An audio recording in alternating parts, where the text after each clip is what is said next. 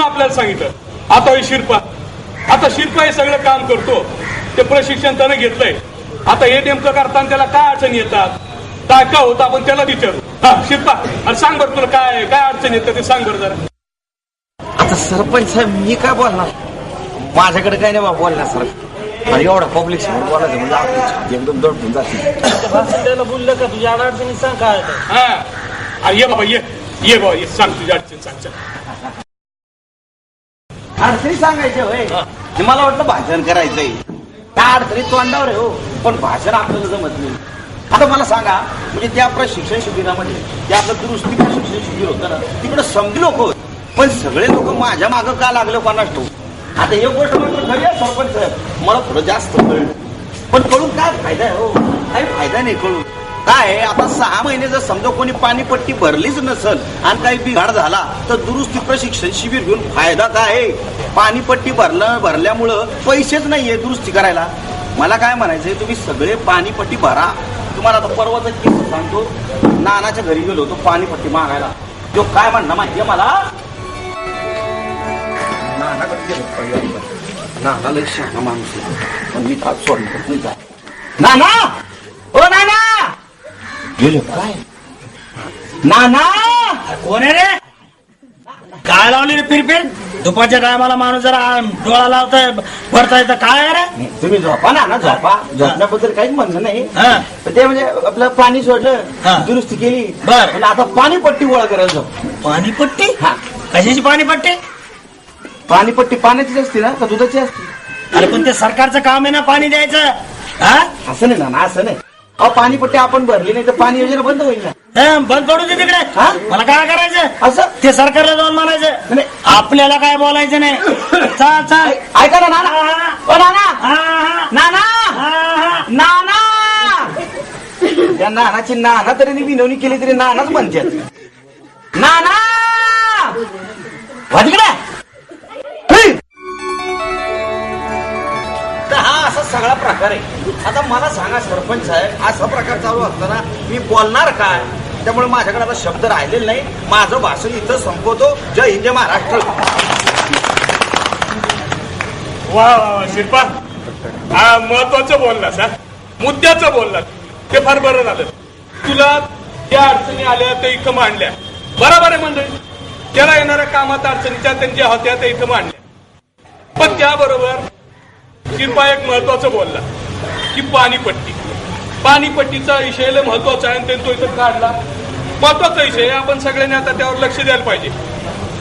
बरं का नेते मंडळी, आपण सुद्धा आणि गावकरी, आपण सर्वांनी मिळून आता या पाणीपट्टीचा प्रश्न सोडवायला पाहिजे. आपल्या ग्रामसभेत आता त्याचा निर्णय आपण घेणार आहोतच, पण त्याआधी आपण गावकऱ्यांना विचारू की त्यांच्या काय अडचणी आहेत का. तुमच्या काय अडचणी असतील तर त्या सांगा तुम्ही. सरपंच साहेब, तुम्ही ना आम्हा बायांच्या हातातच बघा योजना द्या, आम्ही बघतोच ती कशी बंद पडतीये.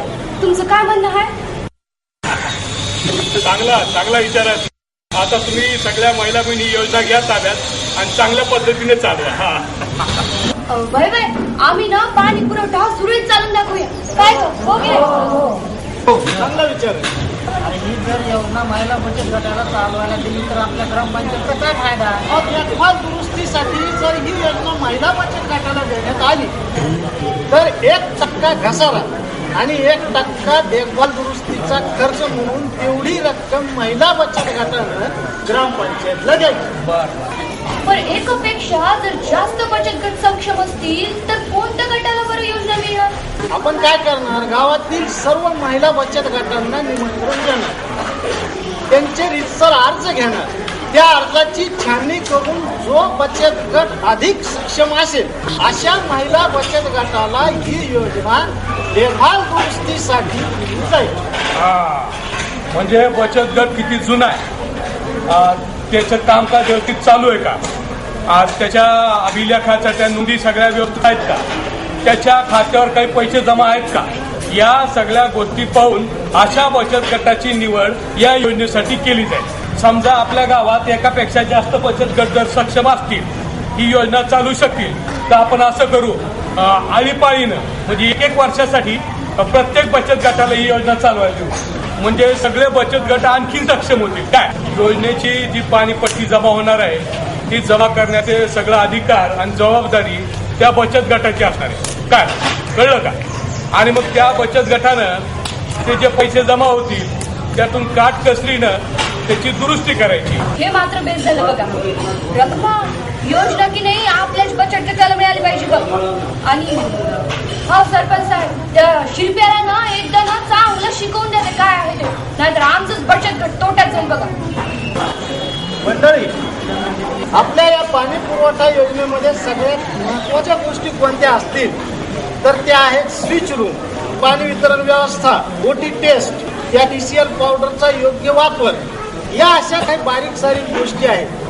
आणि या सगळ्या गोष्टींचं प्रशिक्षण आपण घेतलेलं आहे. म्हणून त्या प्रशिक्षणाला परत एकदा उजाळा देण्यासाठी आपण त्या गफ्फार इलेक्ट्रिशियनला बोलवलेलं आहे. हे बघा सरपंच साहेब, हे मात्र लई बेस्ट झालं की शिल्प्याला ना तुम्ही त्या गफ्फारकडे पाठवणार आहात. त्याच्या डोक्यात प्रकाश पडला तर पडला. तर मंडळी, आजच्या या ग्रामसभेमध्ये एक महत्वाचा विचार आता बाहेर आलेला आहे. महिलांनी सुद्धा या सभेमध्ये उत्स्फूर्तपणे प्रतिसाद दिलेला आहे.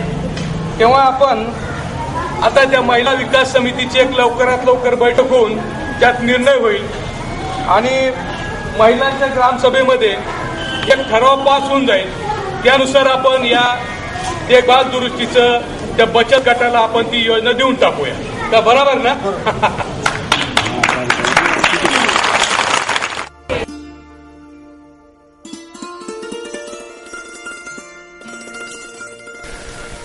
गावातील महिला विकास समितीची बैठक झाली.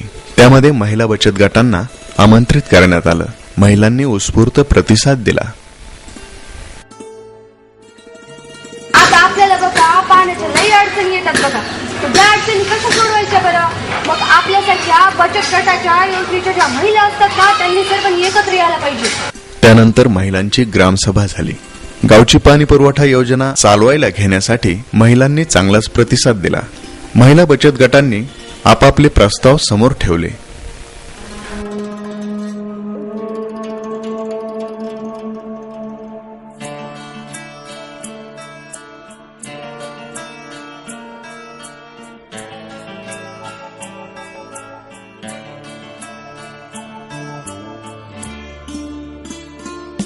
त्यातून आता आपल्याला हे जी बचत गटाचं आहे पाणी यांच्याकडे द्यायचं आहे, याच्यातून आपल्याला निवडायचं आहे. याच्यातून हे जी बचत गट आहे यांचं काम किती सक्षम आहेत आपण कुणाचं ते आपण निवडू त्याच्यातून. आता ह्यांचं बचत गट यांनी म्हणजे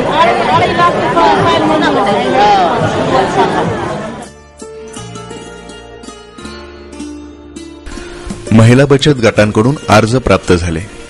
अर्जांची छाननी झाली. त्यांच्या नोंदवह्या अभिलेखे पाहिले गेले. विकास समितीची बैठक झाली. महिला ग्रामसभेनं बचत गटाला पाणीपुरवठा योजना चालवायला द्यायचा निर्णय घेतला आणि सक्षम अशा महिला बचत गटाला योजना देखभाल दुरुस्तीसाठी चालवायला देण्यात आली.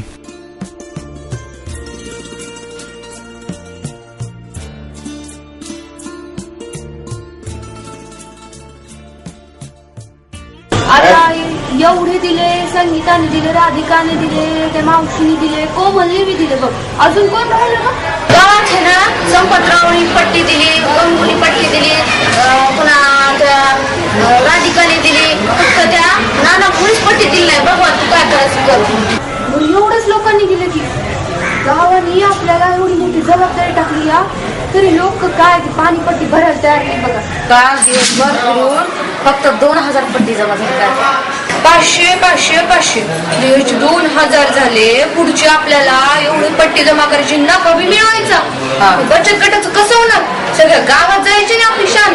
आपण मोठ्या जिकरीने घेतलं होतं म्हणे काम करूया, पाणीपट्टी वसुली करून घेऊया. मग आता कसं करणार आहे? काय करावं? काल पूर्ण गावात फिरून फक्त 2000च जमा झाले. काय करावं? लोक किती काय काय केलं तरी पाणीपट्टी भरत नाही. माझं कसं करायचं? कसं होणार पुढं?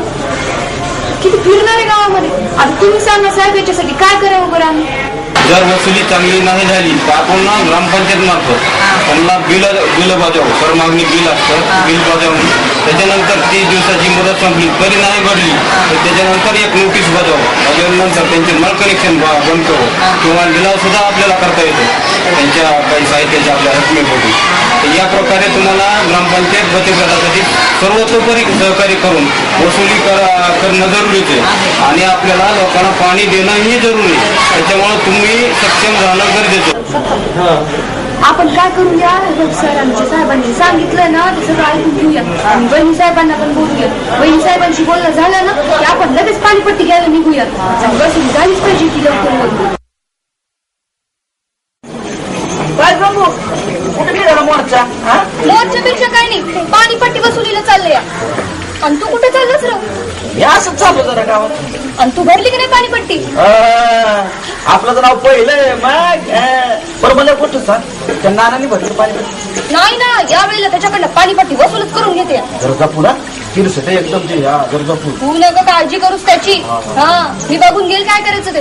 पण तू कुठे चाललास रे? मी जरा आपलं अरे त्याआधी त्या गप्परकडे जाऊन काहीतरी माहिती घेऊन ते डोक्यात घाल जरा. आता जा, असं तोंडाकडे बघू नकोस. तुम्ही आधी जा. चल ग.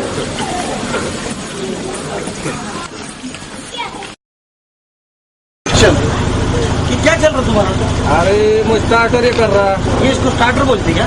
तुझे मालूम नहीं क्या? नहीं ना. एक काम कर रहा, मैं तेरे को पूरी टूल किट की माहिती बताता। हाँ? इसको बोलते स्क्रू ड्राइवर। हाँ। इसको बोलते स्टार्टर। वो तो बताया. हाँ. बाकी आता त्याचा असा असतं बघ शिरपा.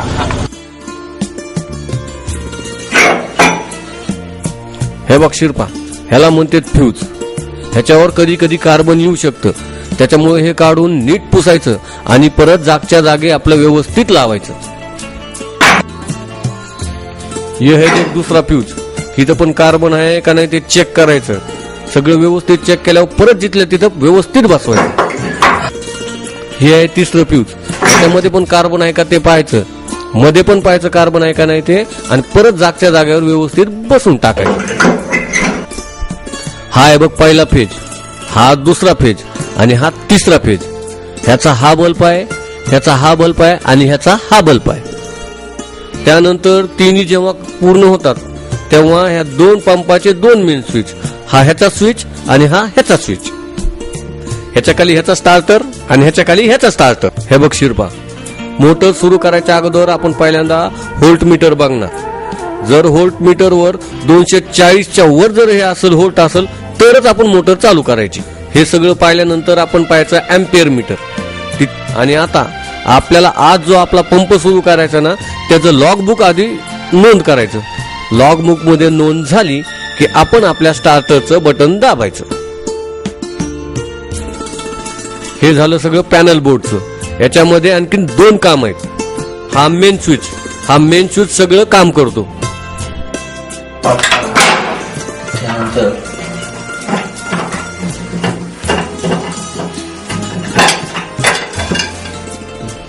यामध्ये सुद्धा 3 फ्यूज आहेत.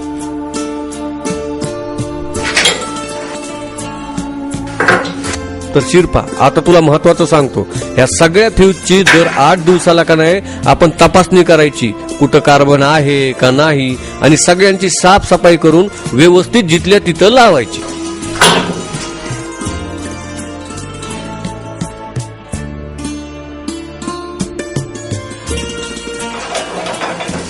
या तिन्ही पैकी एकाच जरी लाईट कमी असेल तर हा मोटर स्टार्टर सुरू होऊ देत नाही. हा लगेच जागच्या जागेवर ट्रिप करतो. ह्याचं महत्व असं आहे की ह्याच्यामुळं आपला पंप जळत नाही.